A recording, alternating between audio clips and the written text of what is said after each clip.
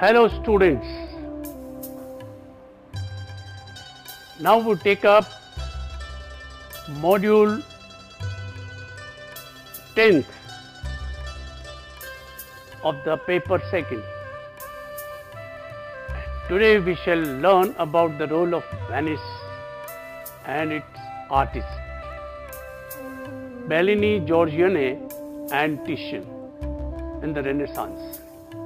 Our objectives as usual are to acquaint about these artists' life and works and understand the influence their work had on the ages to come.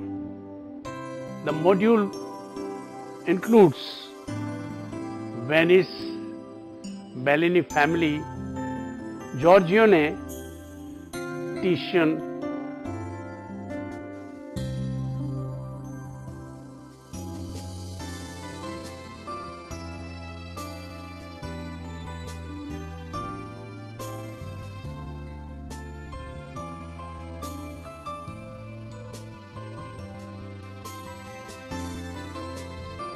Venice. Venice, a major port city, was different than other Italian cities. It was built on water. It obviously had a certain impact on its artists that was different from the impact of the other cities. Its soft light, muted and reflected by its waters, all at the same time, inspires artists till date. Politically, around the Renaissance, it was strong and solid republic, with its constitution followed since the 13th century. Venice considered itself a harmonious blend of the best qualities of different types of governments: the freedom of democracy, the elegant aristocratic style of oligarchy, and stability of monarchy. The Venetians did not see themselves as rivals of Florence and Rome, but rather as their superiors. Rooted in the Byzantine and Gothic heritage, they preserved their conservative tendencies and encouraged an art of rich patterned surfaces, emphasizing light and color. Also, another important thing to note is that the Venetian artists received their training in painting in family, run workshops that were several generations old. They considered painting and visual art to be manual craft, as opposed to Florence and Rome, where it had reached an intellectual status of liberal arts. The profession of painting was closely controlled by the Painters' Guild, the Arte dei Dipintori. Venetians were the first in Italy to use oils for painting on both wood panel and canvas, possibly because they were a seafaring people, accustomed to working with large sheets of canvas, and possibly because humidity made their walls crack and mildew. The Venetians were also the first to cover walls with large canvas paintings instead of frescoes. Because oil dried slowly, errors could be corrected and changes made easily during the work. The flexibility of canvas support, coupled with radiance and depth of oil suspended pigments, eventually made oil on canvas the preferred medium, especially since it was particularly well suited to the rich color and lighting effects favored by Bellini, Giorgione and Titian. The Bellini family dominated the painting in early and high Renaissance. Venice, Jacopo, the father, Giovanni and Gentile, his sons and Andrea Mantegna, a brother-in-law, Giorgione, may have trained in the Bellini workshop, and Titian was apprenticed there as a boy. Venetian artists knew about linear perspective, but they showed depth through the use of shifting colors and play of light and shadow, an inspiration that came from the watery cityscape, the shifting reflections on the surfaces of the canals. Bellini family. At a time when Venice came in touch with Florentine Renaissance painters, the three members of Bellini family, Jacopo and his sons Gentile and especially Giovanni, who became known as the father of Venetian painting, became very popular.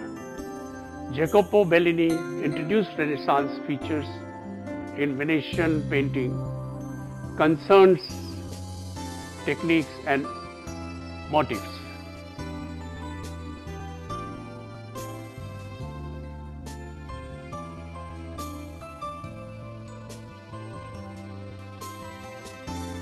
Gentile's procession of the True Cross on the Piazza San Marco gives a very vivid painting about Venice. Its canals, foliage, monuments, buildings and costumes. Its subject matter is annual Corpus Christi holiday procession, when relics, splinters from the True Cross were solemnly borne through the streets by the devout members of a popular religious society. Gentile had gained his name as a portraitist. He is best known for his portrait of Sultan Mehmed II. Look at the textures created by gradual shading and for the illusion of distinctive material. There is a round decorative arch as a frame, and the balustrade is shown as draped in rich fabric. With his heavy robe, beard, turban and long pointed nose, he looks very serious and thoughtful. Let us look at some of Gentile's works.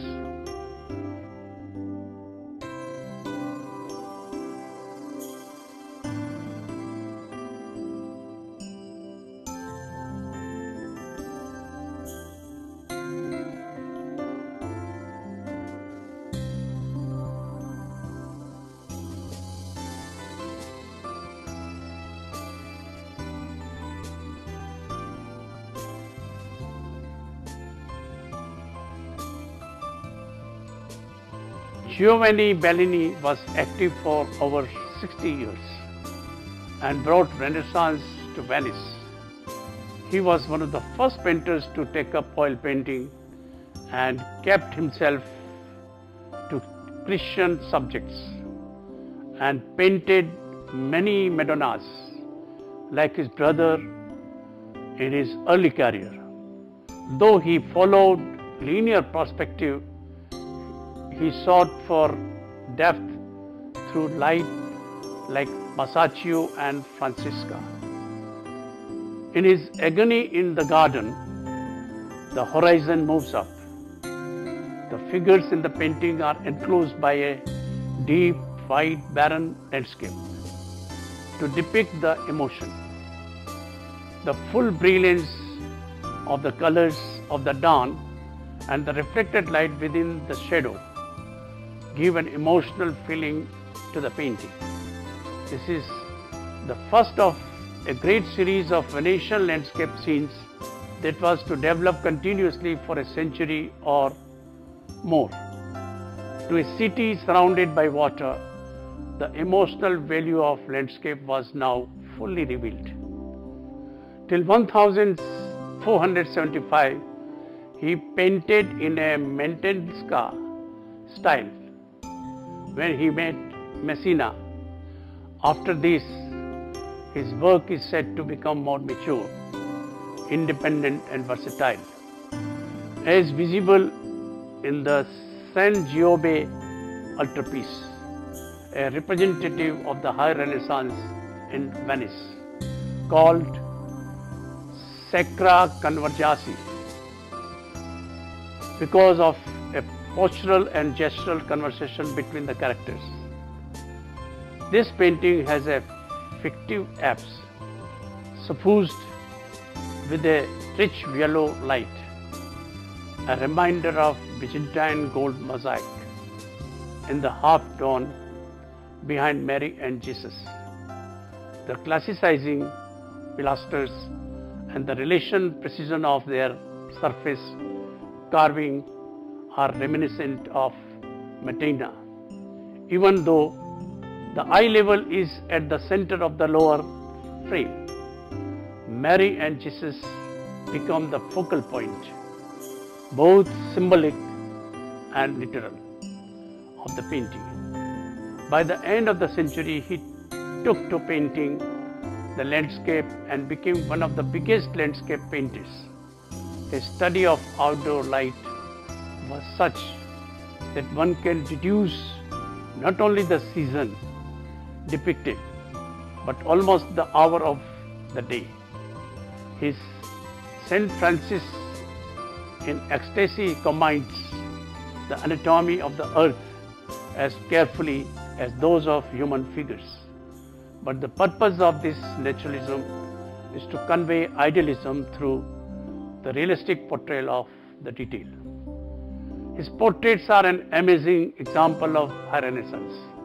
The same taste for rich textures and subtle shading is evident in Giovanni's portrait of Doge Leonardo Loudon. Each gold thread of the button is visible. The gold embroidery of the cloak and the husband and the headband reflects the influence of Flemish painting. Giovanni delineates Doge Loudon's expression by play of light and dark across his features. His upright posture and precise physiognomy convey the impression of a stern or slightly pensive character. In the clarity of forms, the rectilinear space and the single unified source of light, Giovanni Bellini is in the forefront of Renaissance innovation. Let me show you some more Giovanni's works.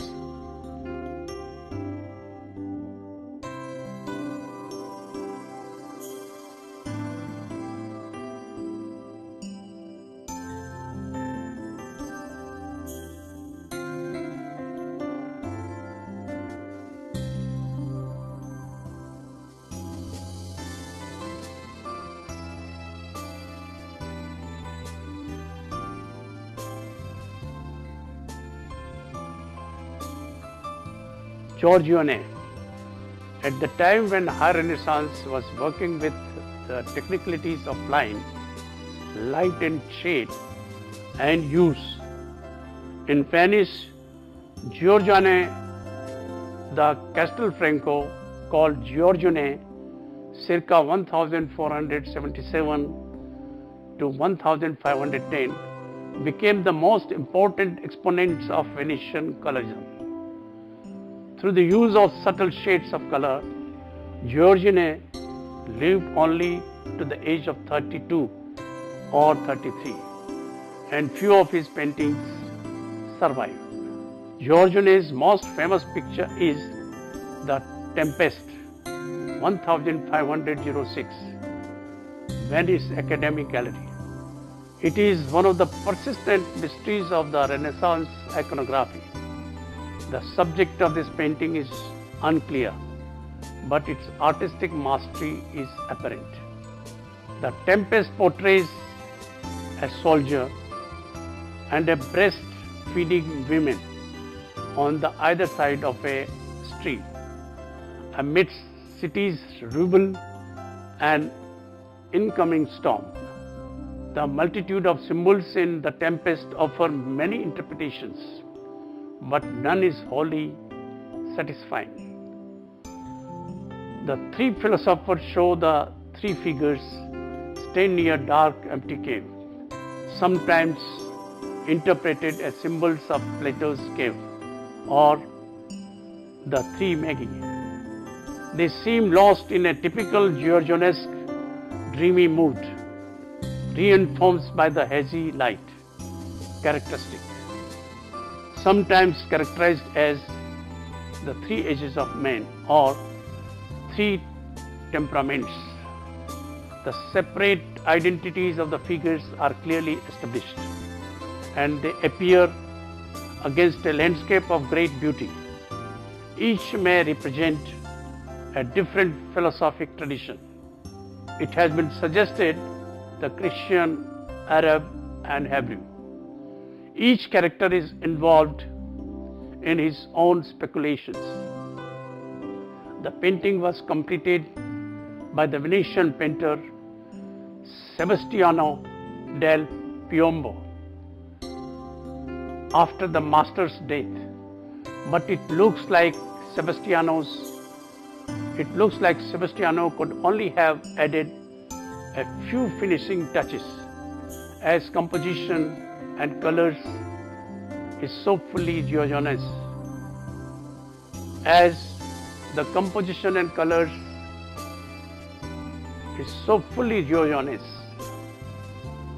The landscape comes out in equally exciting details in pastoral concert. Pastoral is in its setting and mood.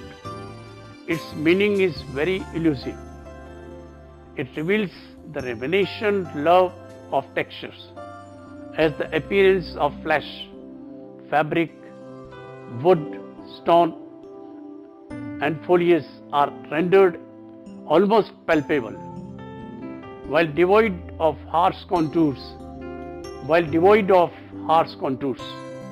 Its treatment of landscape has been frequently compared to pastoral poetry, hence the title.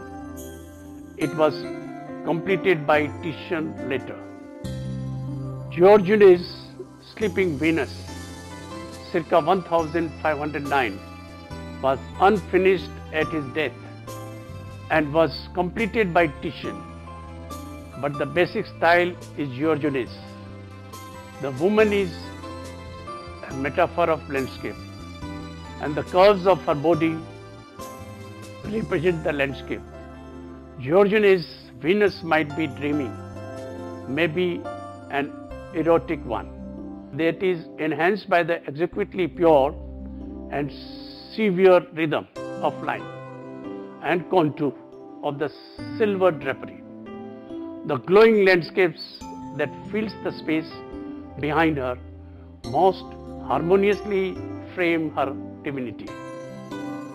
The use of an external landscape to frame a nude is innovative, but in addition, to add her mystery, she is shrouded in sleep, spirited away from accessibility to any conscious expression. It is believed that the sky is primarily the work of Titian, and it is certainly typical of his taste for rich color and glowing but subdued lighting. Titian. The paintings of Titian, circa 1485 to circa 1576, cover a wide range of subject matter, including portraits and religious, mythological and allegorical scenes. His warm colors, softly textured and richly materials are particularly impressive, deepened by many layers of glaze. his insight into the character of his figures, and his daring compositional arrangement.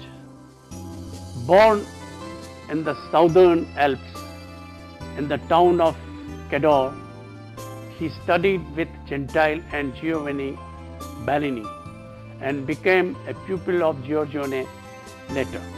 After his arrival in Venice, he is known to have worked with Giorgione on the fresco decorations of Fondaco dei Tedeschi in 1508. His own artistic temperament seems to have asserted itself very early. He evolved a visual style of expression far more dramatic than the quiet contemplations of his master. Both Giorgione and Titian worked in a similar manner. It was difficult to understand the differences, especially in some pastoral landscapes. Titian achieved international fame through his numerous portraits, including those of Emperor Charles V, who wished to be painted by no other artist, and Pope Paul III. Titian's portraits are remarkable for the way in which they seem to express a psychological dimension, while also suggesting something of the seater's status and importance.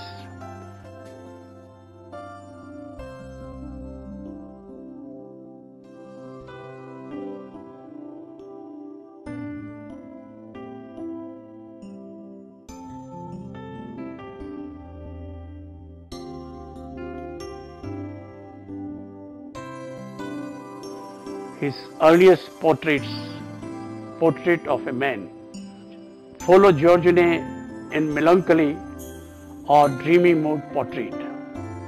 In the portrait of Filippo Argento, the gravity and the importance of this Archbishop of Milan is suggested by a monumentality of his presence and the subdued palette, while our attention is drawn to the sensitivity portrayed hands and face.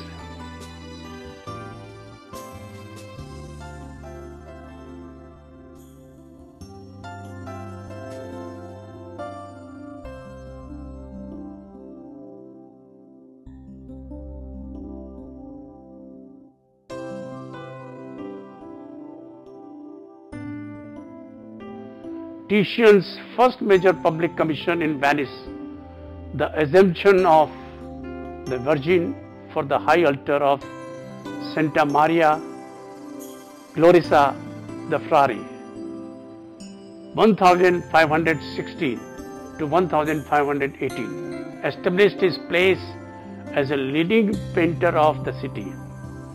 See the different events in three layers. Apostles in the lowest layer, Virgin Mary in the center wrapped in a red robe and blue mantle, and God on top watching along with an angel. As Titian broke the rule of triangular pyramid and used bold colors to depict the heavenly figures, people did not take to the painting very easily. Well, today it is a classic. In the Pissarro Madonna, here Mary and Jesus are off-center, high up on the base of a column, and the asymmetrical architecture is positioned at an oblique angle. Many were not comfortable with this kind of portrayal. Also look at the Pissarro flag and costumes, where the fabrics are characteristically rich and textured. The material textures are further enhanced by the variation of bright lights and the dark accents in the sky. The light of Venice, sparkling in its waterways, in contrast to the darkened setting of the Bellini, seems to illustrate this painting. Since this painting was commissioned by Jacopo Pissarro, the painting shows him in the deep devotion and kneeling before the Virgin. Other family members also bow down to her. By now, Titian had become the official painter of the Venetian Republic in 1516 and raised the social position of artists in Venice to the level achieved by Michelangelo, Raphael in Rome. In the Venus of Urbino, 1538, Titian's dates to Giorgione is clear. With some exceptions, Titian's nude is awake, consciously observing and being observed. Also, a purple drapery substituted for a landscape background reversed by its harmonious coloring, the whole meaning of the scene. The drapery is arranged in fluid rhythms, but Venus is more active participant in the seduction of the observer than Giorgione's sleeping figure. The pose of reclining Titian's Venus will keep recurring in Western art up to the present day, along with its interiors.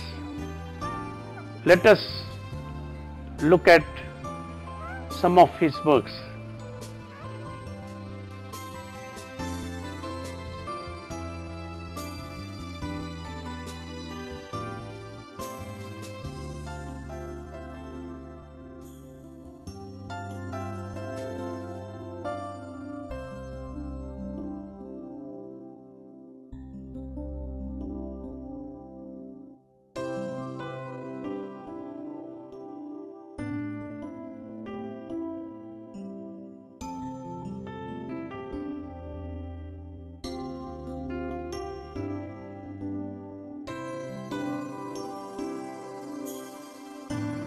Titian's long career, like Michelangelo's, chronologically overlapped the Mannerist style, which followed the High Renaissance.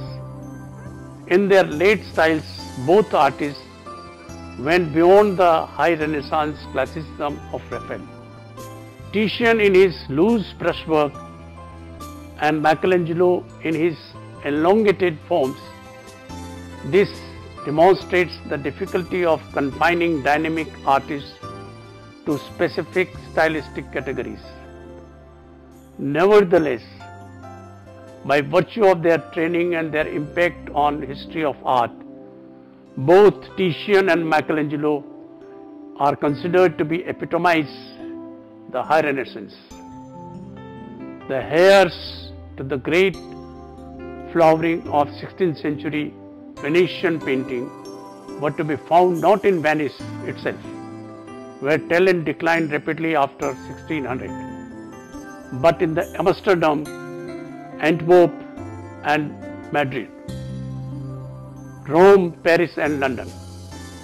The Italians Caravaggio and Annibale Carracci, the Netherlands masters Rubens, Anthony van Dyck and Rembrandt, Poussin and Velasquez.